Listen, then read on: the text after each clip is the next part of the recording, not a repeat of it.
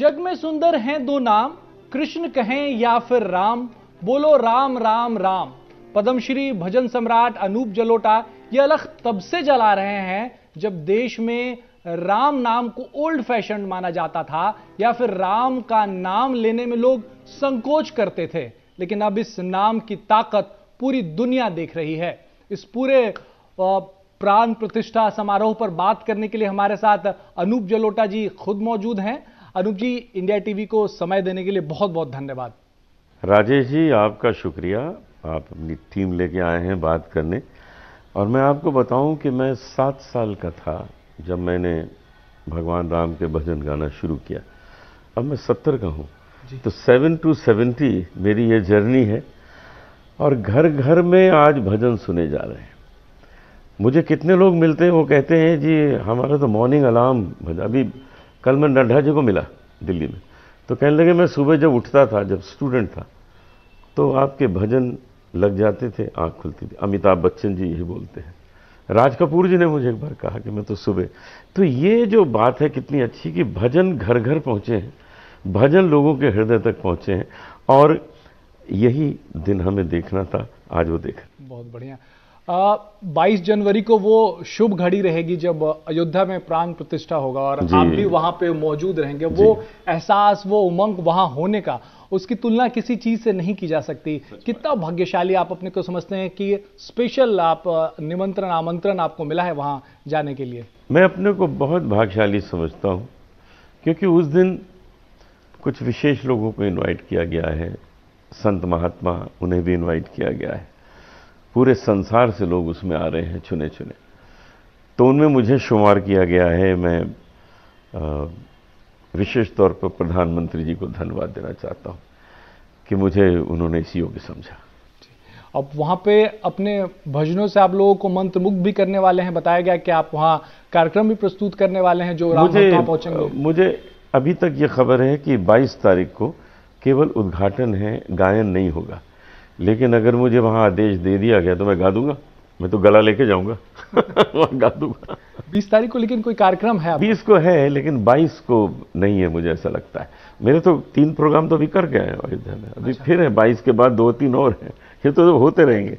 लेकिन 22 को है या नहीं है, ये अभी तक कंफर्म नहीं है। आप भजन सम्राट हैं और भक्ति के ये भजन गाने के लिए आप देश में, विदेश में कई जगहों पर गए होंगे और कई ऐसे जगहों पर गए होंगे जहां पे भगवान का वास होता है। लेकिन अयोध्या अपने आप में बड़ा खास है और वहां पर जब आप ये प्रस्तुति करेंगे, 20 तारीख को ही करेंगे या इसके पहले जो आप कर रहे हैं, वहां का क्या वो एहसास, वो जो फीलिंग होती है कि आप अयोध्या में कर रहे हैं, भगवान राम की जन्मस्थली पे कर रहे हैं? राजेश जी, अयोध्या में मैं पिछले 50 साल से गा रहा हूं। मैं लखनऊ रहता था, पहले 20 साल में लखनऊ रहा। उन दिनों अयोध्या जाता रहा, कार्यक्रम करता रहा। एक फिल्म की भी शूटिंग हमने वहां की थी। एक फिल्म बनी थी प्यार का सावन, जिसमें मैं, अरुण गोविल 2 हीरो थे और साधना सिंह और देवश्री रॉय 2 हीरोइन थी। और हम लोगों ने वो फिल्म संगीत के ऊपर थी। तो मैं तो वहां रहा, 10-15 दिन रहा, वो शूटिंग की। वहां की महक अलग है, लोगों में आस्था अलग है। लेकिन अब जो मोदी जी की कृपा से, योगी जी की कृपा से जो मंदिर बन गया है, अब तो कमाल का ही उमंग है। एक उमंग है, उत्साह है। और ये उत्साह केवल वहाँ नहीं है, पूरे संसार में है। क्योंकि भारत केवल भारत में नहीं है, आज भारत संसार के हर देश में है। तो वहाँ जितने लोग रहते हैं वो घर में पूजा पाठ कर रहे हैं। अरे इंग्लैंड का प्रधानमंत्री अपने यहाँ पूजा कर रहा है, वो हमारा भारतीय है। तो हर जगह आज यही पूजा पाठ चल रही है कि भगवान राम का जो मंदिर बना है वो कब देखने आए, कब उसके दर्शन करें। अयोध्या तो आप जाते रहे हैं, सरयू में डुबकी भी लगाई होगी, रामलला के दर्शन भी किए होंगे। लेकिन अब जब 22 तारीख को जो रामलला के दर्शन होंगे, पहले रामलला जहां रह रहे थे और अब जहां रहेंगे, उसमें आसमान जमीन का अंतर जो है वो नजर आएगा। पहले का अयोध्या और अब के अयोध्या में भी बड़ा अंतर नजर आता है। देखिए, पहले भगवान राम थे टाट में, अब जा रहे हैं ठाठ में, अब अपने भवन में जा रहे हैं। तो अब तो अंदाज ही अलग होगा। अब तो देखने का मज़ा आएगा, दर्शन करने का मज़ा आएगा। और जो भीड़ भाड़ पूरे शहर की, अभी मैं पिछले हफ्ते ही वहाँ था अयोध्या में, तो लोगों ने आना शुरू कर दिया। वहाँ मतलब होटल गेस्ट हाउस कम पड़ जाएंगे, लोग कहाँ रहेंगे, कैसे ठहरेंगे। इसीलिए प्रधानमंत्री जी ने निवेदन किया है जनता से कि 22 तारीख को मत आओ, 22 के बाद आओ जब मैं उद्घाटन कर दूं, क्योंकि उस दिन लोग देख तो पाएंगे नहीं। तो जब एक बार उद्घाटन हो जाए तो 22 तारीख के बाद लोग आए, ऐसा प्रधानमंत्री ने आग्रह किया है जनता से। पहले के अयोध्या और अभी के अयोध्या में क्या अंतर देखते हैं? अरे जमीन आसमान का। तो ये अयोध्या वो हो गई है जो भगवान राम के समय में थी, वैसी चमक रही है, वैसे भवन बन गए, वैसे रोड्स बन गई। मतलब कमाल ही है। जो मज़ा आ रहा है कि यही कल्पना 500 साल से की जा रही थी, ये सपना देखा जा रहा था और वो पूरा हुआ है। हम लोग बहुत भाग्यशाली हैं कि हमारे जीवन काल में ये हो गया। जी, कह सकते हैं कि राम राज्य में जिस तरीके की अयोध्या की कल्पना थी, वो अयोध्या अभी देखने को मिल रही है। बिल्कुल बिल्कुल हो रही है। और देखिए वहाँ एक और बड़ी अच्छी चीज़ बनी है, लता मंगेशकर चौक। बिल्कुल, इतना सुंदर बनाया है, उसमें जो वीणा बनाई है, तो लता जी के लिए ये बहुत बड़ी श्रद्धांजलि है कि वहाँ पे उनको रखा गया है जहाँ भगवान राम का मंदिर बन रहा है। सूर सम्राज्ञी थी। बिल्कुल, हमारे यहाँ की वो सरस्वती है, वो सरस्वती का ही अवतार है। वो सिर्फ ये बताने आई थी कि गाना ऐसे गाना चाहिए, बस इसीलिए आई थी। ये किसी राम भक्तों के लिए किसी सपने के साकार होने जैसा है और काफ़ी लंबा वक्त गुजर गया जब लोगों ने इसके लिए जूझते रहे हैं, चाहे वो कोर्ट के जरिए हो, चाहे वो कार सेवा के जरिए हो या अलग अलग माध्यमों के। बहुत लोगों ने बलिदान दिया, अपने जीवन बलिदान किया। जी, आपको लगता है कि ये भगवान राम की कृपा से ही संभव हो पा रहा है? जो राम भक्तों की जो प्रयास था उसको अब एक सांचा, एक रूप जो है वो मिल पा रहा है, भव्य मंदिर का निर्माण हुआ है। ईश्वर की कृपा से ही यह संभव था और ईश्वर द्वारा भेजे गए मोदी जी द्वारा संभव था। ये हमको कोई पॉलिटिशियन नहीं मिले हैं, ये एक देश प्रेमी वरदान मिले हैं कि उनको भेजा गया कि जाओ ये काम कर दो जो इतने वर्षों से नहीं हो रहा है। कितने ही काम ऐसे हैं जो पिछले कई वर्षों से नहीं हो रहे थे, सब कर डाले और अभी न जाने क्या क्या करने वाले हैं। तो हम तो उनको एक वरदान के स्वरूप में देखते हैं। जी, मोदी जी का आपने नाम लिया, कई राम भक्त हैं या ज़्यादातर राम भक्त हैं, इस पूरे मंदिर का श्रेय उनको दे रहे हैं, लेकिन कई लोग ऐसे भी हैं जो बोल रहे हैं कि नहीं ये गलत है, ये बीजेपी से एक राजनीतिक इवेंट बना रही है। आप क्या सोचते हैं? क्योंकि काफ़ी सालों का ये एक जद्दोजहद रहा है मंदिर के लिए, लोग लड़ते रहे हैं, जान गंवाते रहे हैं। ऐसे में इस कार्यकाल में, प्रधानमंत्री के कार्यकाल में जब मंदिर बन रहा है तो उनको श्रेय देना क्या आप इसे गलत समझते हैं? देखिए, हमारा भारत भगवान राम के लिए तो जाना जाता है, तो फिर क्यों ना बने मंदिर भव्य? बनना ही चाहिए। और हमें बहुत खुशी है कि इतना भव्य बना है कि संसार में ऐसा दूसरा कोई मंदिर नहीं होगा। वो देखने लायक है।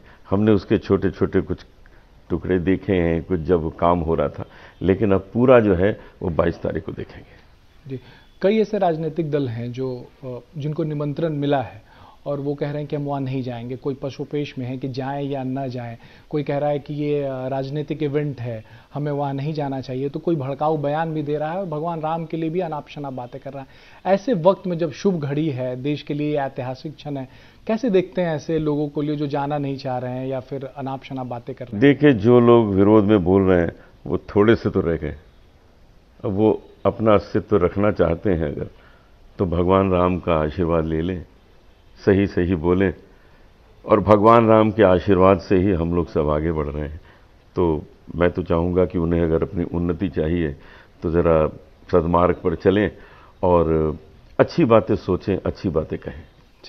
पिछले 9-10 सालों में हम जब से सरकार आई है, प्रधानमंत्री नरेंद्र मोदी की सरकार आई है, तब से देश जो है वो प्रगति के पथ पे है। क्या आपको लगता है कि सिर्फ जो ये प्रगति है वो इंफ्रास्ट्रक्चर या दूसरे क्षेत्रों में हो रही है? क्योंकि लोगों का कहना है कि सनातन के विकास के लिए भी लगातार काम जो हो रहा है, चाहे अगर राम मंदिर के निर्माण की ही बात कर लें या काशी विश्वनाथ कॉरिडोर की बात कर लें, साथ में अगर हम 4 धाम की सड़कों की बात करें, तो आपको लगता है कि एक जो विकास हो रहा है, एक समावेशी विकास हो रहा है, हर क्षेत्र में हो रहा है, सनातन को भी उसमें साथ में जोड़ा गया है? देखिए, जो जनता है देश की, उसको सहूलियत देने के लिए कमाल की रोड्स बन गई, तो इसमें कहाँ राम आ गए? कितनी अच्छी रोड्स बन गई। रेलवे स्टेशंस, एयरपोर्ट्स अच्छे बन गए, इसमें राम कहाँ है? अब मंदिर को तो बनना ही था। अब काशी विश्वनाथ पहले से हैं, उनको और इस तरह का बना दिया गया कि लोगों को सहूलियत हो वहां पहुंचने में। बहुत जल्दी काशी यहां भी होगा, मथुरा वृंदावन में भी होगा, और उज्जैन में हो गया है। तो इसमें ये तो आवश्यक है, लोग जहां जाते हैं आसानी से जाएं, दर्शन करें और आनंद लेके आए। मैं आपको 2 पंक्तियां सुनाता हूं कि आज मोदी जी ने हमारे देश को कितनी प्रतिष्ठा दिलाई है पूरे संसार में। आप भारतीय कहिए अपने को तो आपका कितना नाम होता है।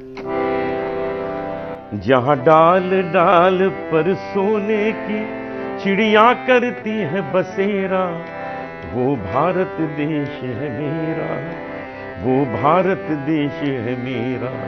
जहां सत्य, अहिंसा और धर्म का पग पग लगता डेरा, वो भारत देश है मेरा, वो भारत देश है मेरा। जहां डाल डाल पर सोने की चिड़िया, यही तो गड़बड़ हो गया, सोने की चिड़िया कह दिया। अब छोटी सी चिड़िया लोगों ने खूब लूटा, अंग्रेजों ने तो बहुत लूटा।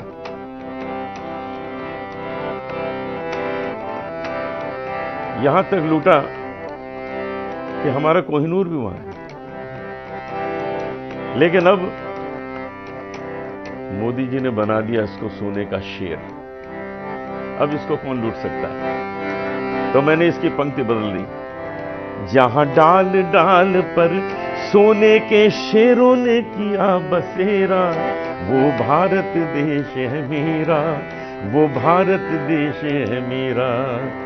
जिन लोगों ने लूटा था उनका प्रधानमंत्री अब भारतीय है, उसके घर में दिन रात पूजा पाठ होता है। तो ये है भगवान राम का चमत्कार कि हमारे देश को जो भी लूटने का प्रयास करेगा उसका भला नहीं होगा। सब भारत ही भारत होने वाला है आगे चल के। जी, पीएम मोदी को हमने देखा कि आपके भजनों का आनंद ले रहे हैं। जी सुनते हैं। कभी बात करने का मौका मिला भगवान राम पे, भजनों पे?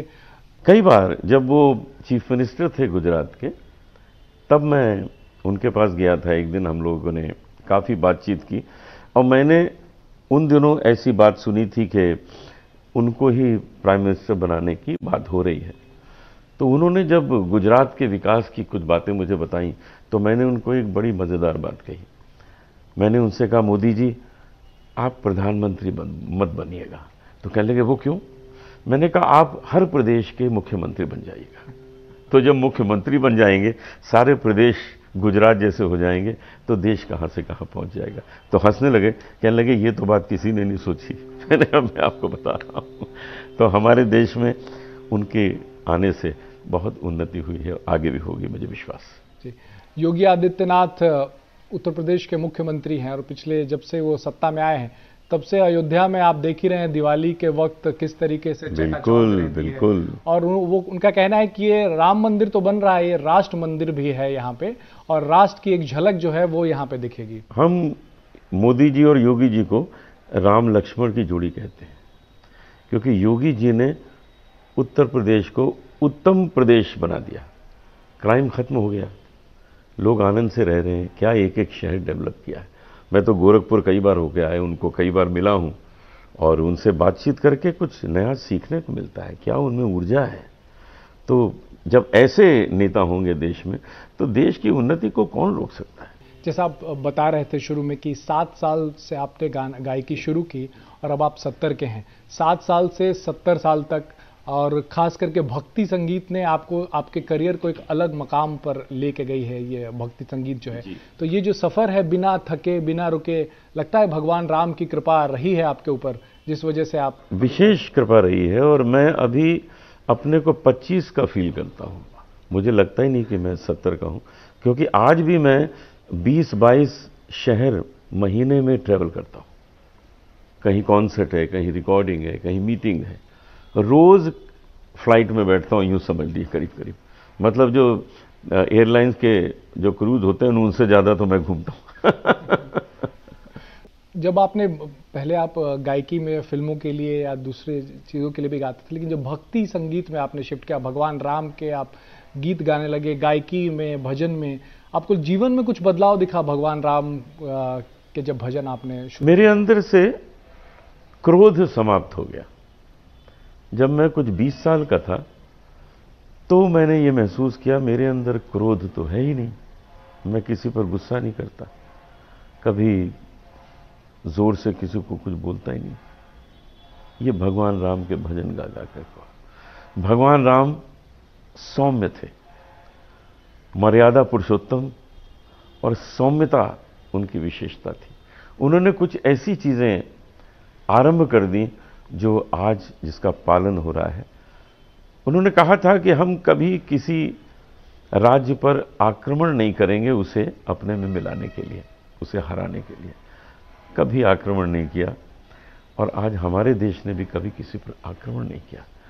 कोई आक्रमण करता है तो उससे हम अपने को उससे रक्षा करने के लिए और उनको सबक सिखाने के लिए हम लड़ते।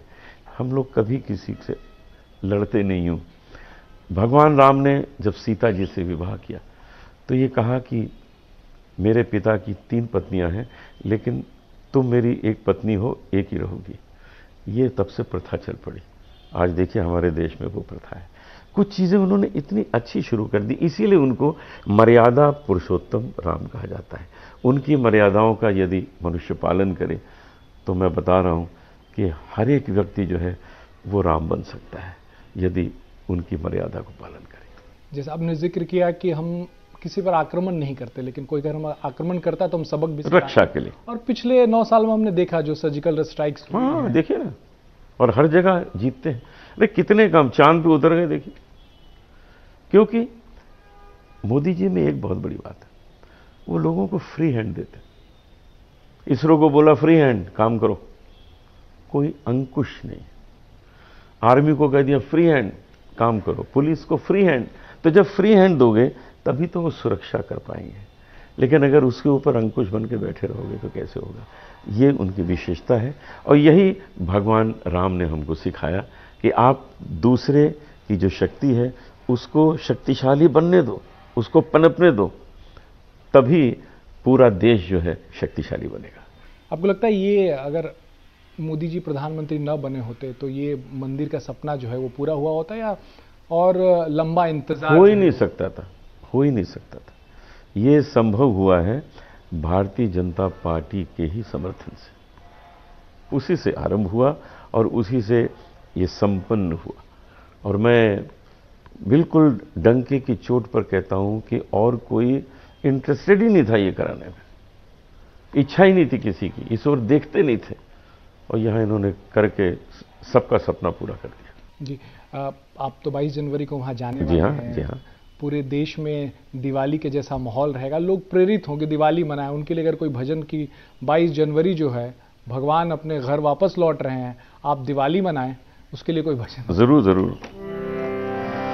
मेरे जन्मों के भाग जग जाएंगे, मेरे जन्मों के भाग जग जाएंगे, श्री राम आएंगे, श्री राम आएंगे, श्री राम आएंगे, श्री राम आएंगे। हर तरफ दीपक जल जाएंगे, कोने कोने दीपक जल जाएंगे, श्री राम आएंगे, श्री राम आएंगे, श्री राम आएंगे, श्री राम आएंगे। सबको बधाई है इसकी, सबको बधाई है। मंदिर की भव्यता देखने के लिए या रामलला की उस मूर्ति को देखने के लिए कितने उत्साहित हैं आप? क्योंकि बहुत उत्साहित हैं। जब तक 22 को हम वहां नहीं पहुंचेंगे, हम यहां मंदिर के दर्शन करते हैं हमारे घर में। श्री राम भद्राचार्य जी ने हमको ये भेंट किया, अभी उनकी कथा थी, हम गए थे, तो इसमें दर्शन करते हैं उनके, और 22 तारीख को हम सामने दर्शन करेंगे, क्योंकि वो टाट से अपने ठाठ पे आने वाले। अनूप जी, हम यही उम्मीद करते हैं कि आप 22 जनवरी की जो वहां पहुंचे तो आपका कार्यक्रम हो वहां पर। 20 जनवरी का तो कार्यक्रम हो ही रहा है, 22 जनवरी को भी हो, और देश और दुनिया से जो भी स्पेशल इन्वाइटीज हैं जिनको खास निमंत्रण मिला है वो आपकी आवाज में राम भजन सुने, और आपकी आवाज जो है वो दुनिया में इस खास दिन को राम भक्तों तक पहुंचे। अवश्य अवश्य। नमस्कार।